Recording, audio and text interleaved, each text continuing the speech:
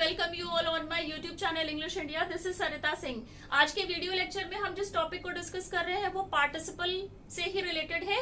Perfect participle को आज हम डिस्कस कर रहे हैं। इससे पहले भी इस चैनल पर जो भी वीडियोस बन चुके हैं उन सभी वीडियोस को आप प्लेलिस्ट पे जाके देख सकते हैं और डिस्क्रिप्शन बॉक्स में भी वो वीडियोस आपको मिल जाएंगे। ऊपर आई बटन को क्लिक करके भी आप प्रीवियस वीडियोस देख सकते हैं। तो जैसा कि हम नॉन फाइनाइट वर्ब को डिस्कस कर रहे थे, नॉन फाइनाइट वर्ब 3 टाइप की होती है, gerund, infinitives and participles. Participle further 3 type में डिवाइड होते हैं, present participle, past participle and perfect participle. Present participle बनता है जब वर्ब की बेस फॉर्म में आईएनजी को ऐड कर दिया जाता है और ये किसी भी सेंटेंस में एज एन एडजेक्टिव वर्क करता है जब ये किसी नाउन को मॉडिफाई करता है, नाउन को डिस्क्राइब करता है। और प्रेजेंट पार्टिसिपल का यूज होता है प्रेजेंट प्रोग्रेसिव टेंसेस को बनाने में। जो कॉन्टिन्यूअस के टेंस होते हैं उन्हें फॉर्म करने में प्रेजेंट पार्टिसिपल का यूज होता है।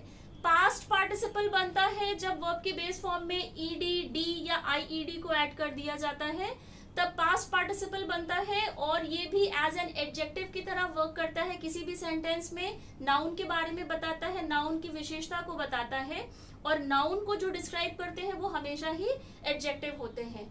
और जो पास्ट परफेक्ट के टेंसेस होते हैं उनको फॉर्म करने में पास्ट पार्टिसिपल का यूज होता है, V3 होता है पास्ट पार्टिसिपल। तो आज हमारा जो डिस्कशन का टॉपिक है वो है perfect participle. Perfect participle form होता है present participle and past participle के कॉम्बिनेशन से ही परफेक्ट पार्टिसिपल फॉर्म होता है। तो परफेक्ट पार्टिसिपल से रिलेटेड पहले कुछ इंपॉर्टेंट पॉइंट है उनको हम डिस्कस करेंगे। इसके बाद इसका फॉर्मेशन देखेंगे, ये कैसे फॉर्म होते हैं और रिलेटेड एग्जांपल पर भी हम डिस्कस करेंगे, सॉर्ट आउट करेंगे परफेक्ट पार्टिसिपल के। तो सबसे पहले जो परफेक्ट पार्टिसिपल के इंपॉर्टेंट पॉइंट है उन्हें हम देखते हैं। तो जो इसका पहला पॉइंट है परफेक्ट पार्टिसिपल के बारे में, ये इंडिकेट करता है कंप्लीटेड एक्शन को। क्योंकि परफेक्ट पार्टिसिपल है तो उस एक्शन के बारे में बताएगा जो एक्शन कंप्लीट हो चुका है। सेकेंड पॉइंट है जो ये फॉर्म कैसे होता है perfect participle, having plus having. जैसा कि मैंने आपको कहा था परफेक्ट पार्टिसिपल फॉर्म होता है present participle and past participle के कॉम्बिनेशन से।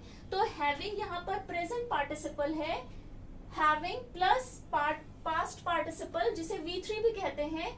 और जब ये इसके फॉर्मेशन जो इसका यूज होता है वो होता है एक्टिव वॉइस के सेंटेंसेस में। एक्टिव वॉइस के बारे में मैंने आपको बताया था कि एक्टिव वॉइस में हमेशा ही एम्फेसिस सब्जेक्ट पे रहता है।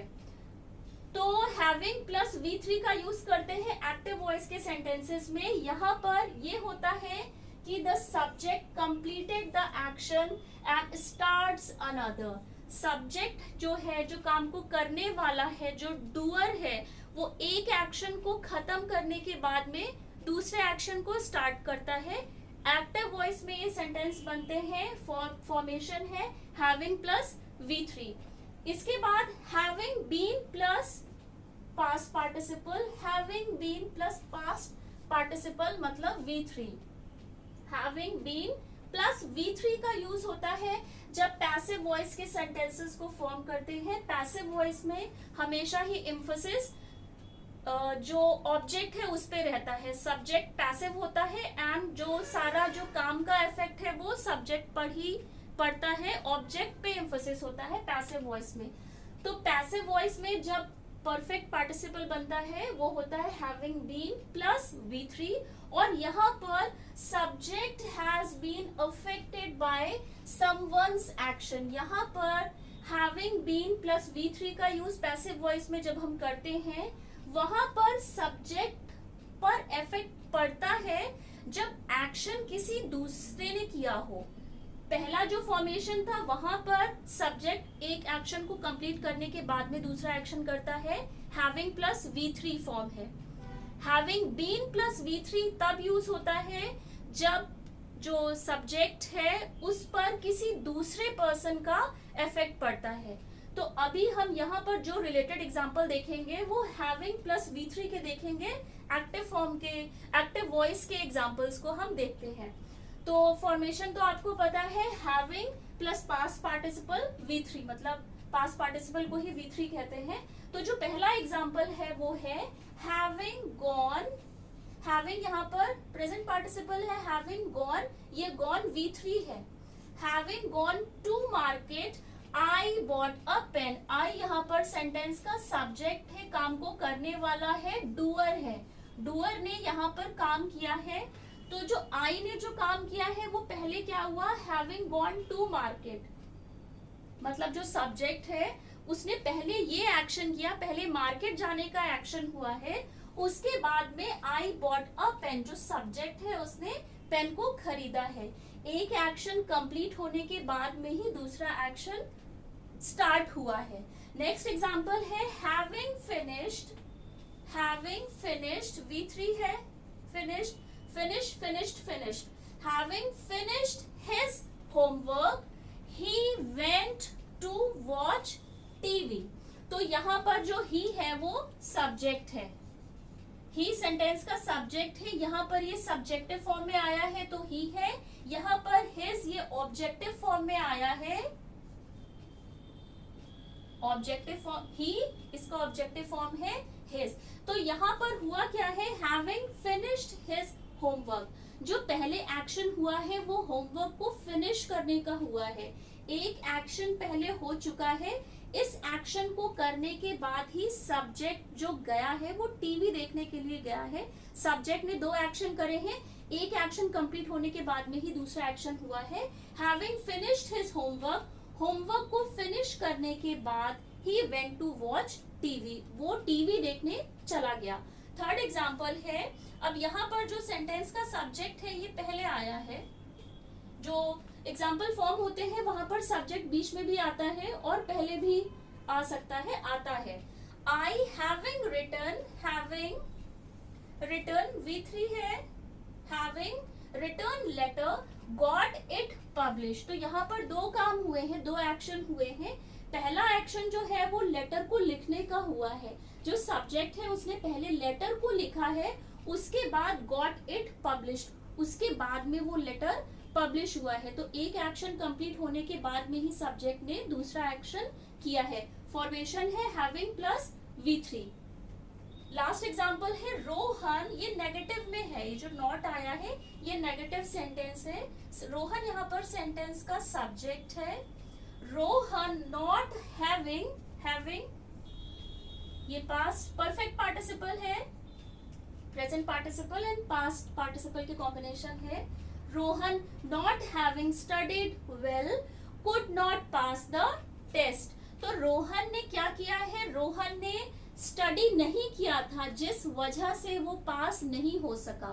तो दो काम हुए हैं कि उसने पढ़ा नहीं था, इस वजह से वो पास नहीं हुआ था। Rohan not having studied well could not pass the test. तो सब्जेक्ट ने दो काम किए हैं, पहले तो उसने पढ़ा नहीं है और उसके बाद में जो रिजल्ट हुआ है वो ही could not pass the test. तो अभी यहाँ पर परफेक्ट पार्टिसिपल में हमने जिन एग्जाम्पल्स को डिस्कस करा था ये सभी जो एग्जाम्पल है ये एक्टिव वॉइस के हैं। एक्टिव वॉइस के एग्जाम्पल को अभी हमने डिस्कस करा है। हैविंग प्लस V3, यहाँ पर सब्जेक्ट काम को करता है, सब्जेक्ट एक काम को खत्म करने के बाद में ही दूसरा काम स्टार्ट करता है। इसके बाद में हम जिन एग्जाम्पल को डिस्कस करेंगे वो हैविंग बीन प्लस V3 के एग्जाम्पल होंगे जिनका यूज पैसिव वॉइस को फॉर्म करने में होता है। अब हम जिन एग्जाम्पल्स को डिस्कस करेंगे वो हैविंग बीन प्लस V3 से फॉर्म होंगे। Having been plus past participle मतलब V3। यहाँ पर ये इस टाइप के जो सेंटेंस होते हैं जो हैविंग बीन और V3 से फॉर्म होते हैं, इनका यूज पैसिव वॉइस में होता है जब सब्जेक्ट कोई काम नहीं करता है लेकिन सब्जेक्ट के ऊपर इफेक्ट पड़ता है किसी और के द्वारा किए गए काम का। एग्जांपल्स देख के आपको बेटर क्लियर होगा। जैसे फर्स्ट एग्जांपल है हैविंग बीन बिट्रेड, ये पूरा ही एक हैविंग बीन बिट्रेड, ये परफेक्ट पार्टिसिपल है। Having been betrayed by her friend she trusted no one, यहाँ पर ये परफेक्ट पार्टिसिपल का एग्जाम्पल है। Having been betrayed by her friend, तो हुआ क्या है, यहाँ पर बिट्रे हुआ है बाय हर फ्रेंड, फ्रेंड के द्वारा। शी ट्रस्टेड नो वन, क्योंकि उसका बिट्रे हुआ है। जो सब्जेक्ट है शी यहाँ पर सब्जेक्ट है, सब्जेक्ट ने कोई काम नहीं किया है, सब्जेक्ट पर जो काम का इफेक्ट पड़ा है वो हर का है। हर यहाँ पर सब्जेक्ट का फ्रेंड है। सब्जेक्ट जो है वो किसी पर भी ट्रस्ट नहीं कर रहा है। क्यों? क्योंकि उसका बिट्रे किया है उसी की फ्रेंड ने। तो सब्जेक्ट ने कोई काम नहीं किया है, किसी और के करे हुए काम का इफेक्ट सब्जेक्ट पे पड़ रहा है। नेक्स्ट एग्जांपल है आई। यहाँ पर सब्जेक्ट पहले ही आ गया है। आई हैविंग बीन इनवाइटेड, ये पूरा एक परफेक्ट पार्टिसिपल का क्लॉज है। I having been invited, V3 है यहाँ पर, क्योंकि ये हैविंग और बीन के साथ लगा है। V3 है, पास्ट पार्टिसिपल है। I having been invited to the party could not refuse to go.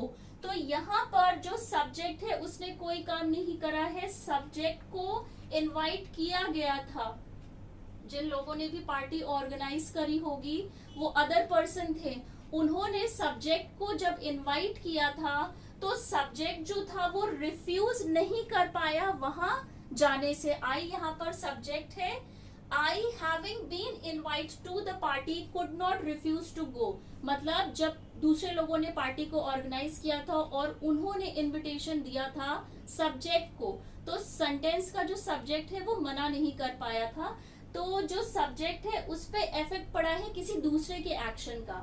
Third example है having been fixed the laptop. Fixed यहाँ पर V3 है। Fixed having been fixed the laptop I sold that. यहाँ पर जो आई है वो सेंटेंस का सब्जेक्ट है एंड दैट यहाँ पर डेमोन्स्ट्रेटिव प्रोनाउन है, क्योंकि ये उसी लैपटॉप के बारे में बता रहा है जिस लैपटॉप की बात हो रही है। सेंटेंस का सब्जेक्ट एंड ऑब्जेक्ट हमेशा ही नाउन या प्रोनाउन होते हैं। दैट यहाँ पर डेमोन्स्ट्रेटिव प्रोनाउन है। Having been fixed the laptop, यहाँ पर जो लैपटॉप है वो फिक्स्ड हुआ है किसी अदर पर्सन के द्वारा की वजह से। Having been fixed the laptop I sold that, जो सेंटेंस का सब्जेक्ट है उसका लैपटॉप फिक्स्ड हो गया है बट किसी और ने किया है। सब्जेक्ट पर असर पड़ा है किसी और के काम का। उसके बाद आई सोल्ड दैट, उसके बाद जो सब्जेक्ट है उसने लैपटॉप को सोल्ड करा है, मतलब बेचा था। Having been fix the laptop, laptop को किसी अदर पर्सन ने फिक्स करा है, उसके बाद सब्जेक्ट ने उसे बेच दिया था। लास्ट एग्जांपल है हैविंग बीन चीटेड। ये पूरा एक परफेक्ट पार्टिसिपल का क्लॉज है। Having been cheated he learn the lesson. यहाँ पर ही जो है वो सब्जेक्ट है। सब्जेक्ट ने कोई काम नहीं किया है लेकिन सब्जेक्ट पर इफेक्ट पड़ा है किसी और के काम का। हैविंग बीन चीटेड, जो सब्जेक्ट है जो ही है वो चीटेड हुआ है, उसको चीट किया गया है किसी अदर पर्सन के द्वारा। तो वहां पर क्या हुआ है, जब वो चीटेड हुआ है किसी अदर पर्सन से तो ही लर्न द लेसन, तो उसने मतलब कि आगे उसको सीख मिल रही है, उसने एक सबक सीखा है जब वो किसी अदर पर्सन के द्वारा चीटेड किया गया है। तो यहाँ पर अभी हमने जिन एग्जाम्पल को डिस्कस करा है वो having been plus past participle के एग्जाम्पल थे।